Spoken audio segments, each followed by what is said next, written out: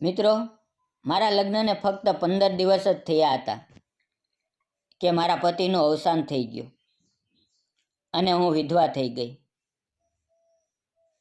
મારા પતિ આર્મીમાં હતા અને દેશ માટે શહીદ થયા. મારા પતિએ મને બહુ પ્રેમ આપ્યો હતો, એટલે મને દરેક સમયે તેમની યાદ આવતી. આમ જ થોડા દિવસો પસાર થયા. એક દિવસ હું અને મારો દેવર ખેતરમાં કામ કરી રહ્યા હતા. ત્યારે બપોરનો સમય હતો અને અચાનક ભારે વરસાદ શરૂ થયો. ત્યારે અમે બંને ખેતરની ઝૂંપડીમાં ગયા. મોડી રાત સુધી વરસાદ બંધ થવાનું નામ જ લેતો નહોતો. અમારે ઘરે જવાનું હતું, પરંતુ તે શક્ય નહોતું. તે રાત્રે અમે બંને ઝૂંપડીમાં એકબીજાની બાજુમાં સૂઈ ગયા. મિત્રો, આ એક કાલ્પનિક વાર્તા છે.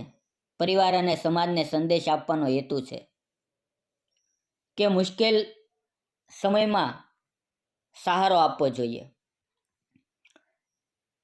તો ચાલો મિત્રો, આજની આ રસપ્રદ વાર્તા શરૂ કરીએ. મિત્રો, મારું નામ રેખા છે. મારી ઉંમર 28 વર્ષની છે અને હું વિધવા છું. મારા લગ્ન એક આર્મીના યુવાન સાથે થયા હતા, પરંતુ ફરજ બજાવતા બજાવતા તેણે શહીદી મેળવી અને ત્યારથી હું વિધવા બની ગઈ. એ સમયે મારા લગ્નને ફક્ત 6 મહિના જ થયા હતા. આજે પણ એ દિવસ મને સ્પષ્ટ યાદ છે. મારો અભ્યાસ પૂરો થયો હતો અને ઘરમાં મારા માટે સંબંધ જોવાની વાત ચાલતી હતી. હું ખૂબ સુંદર હતી. ગોરો રંગ, 5 ફૂટની ઊંચાઈ અને કાળા મોટા વાળ. હું પહેલી નજરે જ કોઈ પણને ગમી જાવ એવી હતી. મારા માટે મારા કાકા રામનો સંબંધ લઈને આવ્યા. કાકાએ મને તેનો ફોટો બતાવ્યો અને કહ્યું, આ છોકરો જો, તને ગમે છે? ફોટામાં તે એટલો સુંદર લાગતો હતો કે હું જોતા જ તેને મનથી પસંદ કરી બેઠી. તે તો મારી કરતાં પણ વધુ હેન્ડસમ લાગતો હતો. બંને પરિવારમાં વાતચીત થઈ અને નક્કી થયું કે તે મને જોવા માટે ઘરે આવશે. હું ખૂબ ખુશ હતી કે રામને સામેથી જોવાનો મોકો ક્યારે મળશે. થોડા સમય પછી હું છત પર ગઈ. દૂરથી એક કાર આવીને અમારા ઘરની સામે ઊભી રહી. હું છત પરથી જોઈ રહી હતી કે રામ કયો હશે. મેં તેનો ફોટો જોયો હતો એટલે તરત ઓળખી ગઈ. તે ખરેખર ખૂબ જ સુંદર અને આકર્ષક લાગતો હતો.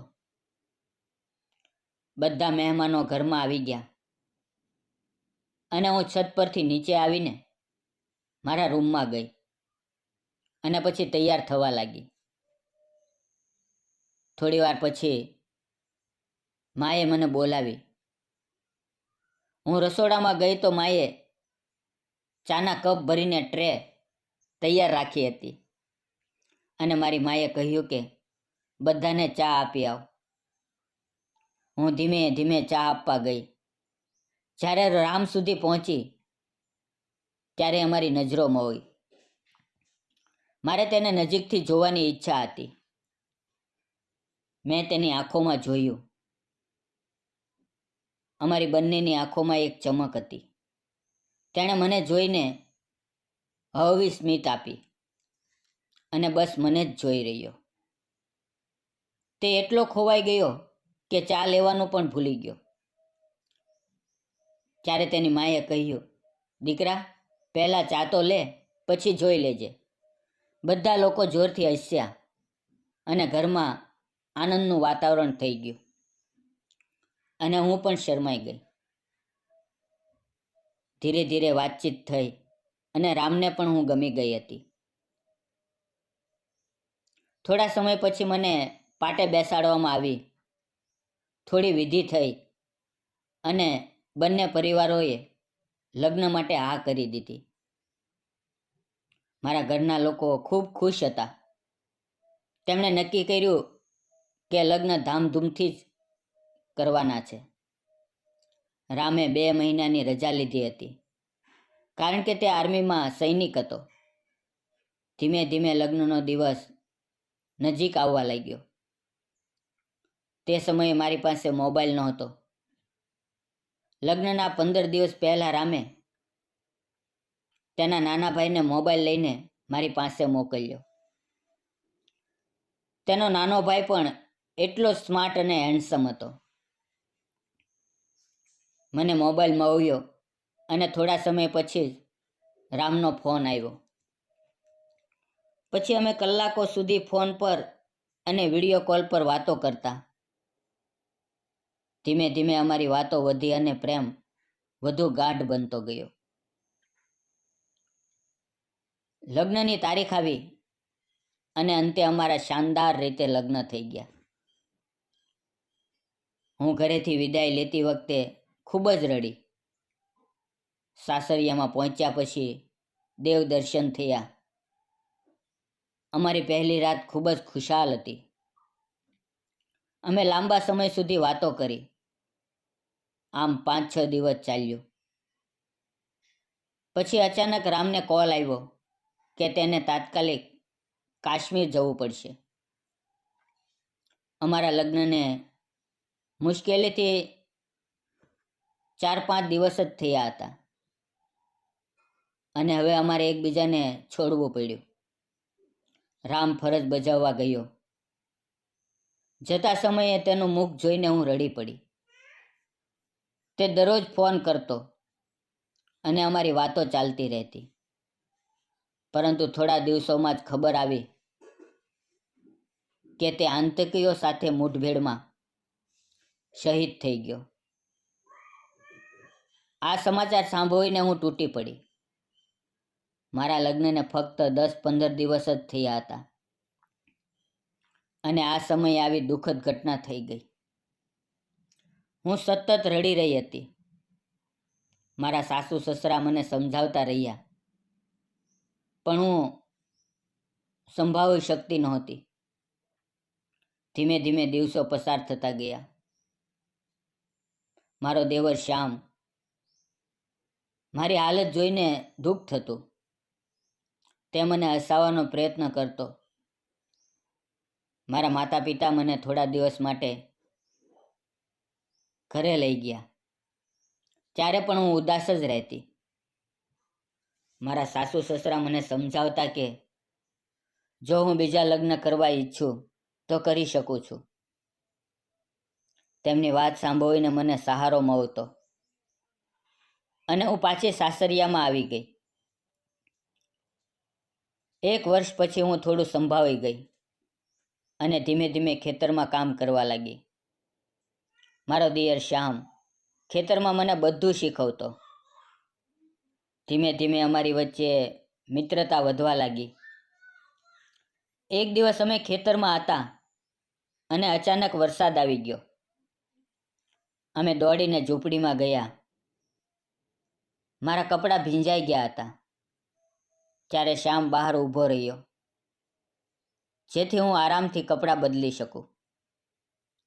તેનો આ સ્વભાવ મને સ્પર્શી ગયો.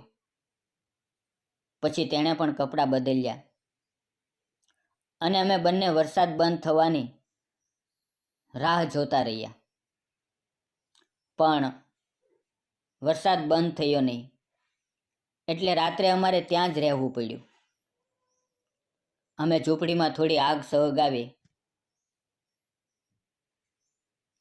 અને ખેતરમાંથી થોડી શાકભાજી ખાધી.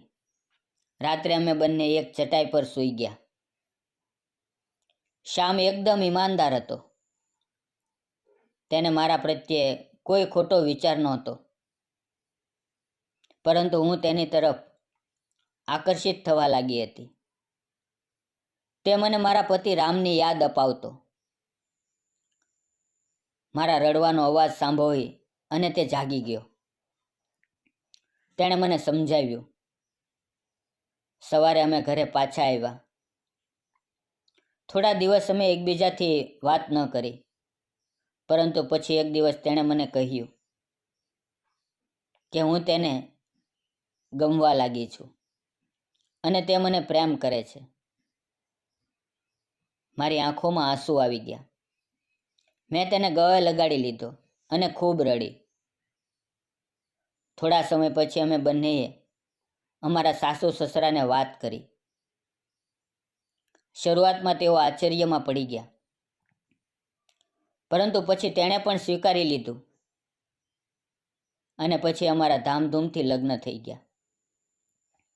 હવે હું ખૂબ ખુશ હતી. મારા જીવનમાં ફરી ખુશીઓ આવી ગઈ. શ્યામે પણ મને સાચો પ્રેમ આપ્યો. તેણે ક્યારેય મારા પર ખોટો હક નહોતો જમાવ્યો, પરંતુ મને સહારો આપ્યો અને અંતે મને જીવનસાથી બનાવી લીધી. મિત્રો, જીવન જીવવા માટે સાથીદાર જોઈએ જ. હું આખી જિંદગી એકલી કાપી શકતી હતી, પરંતુ ભગવાને મને ફરીથી ખુશી આપી.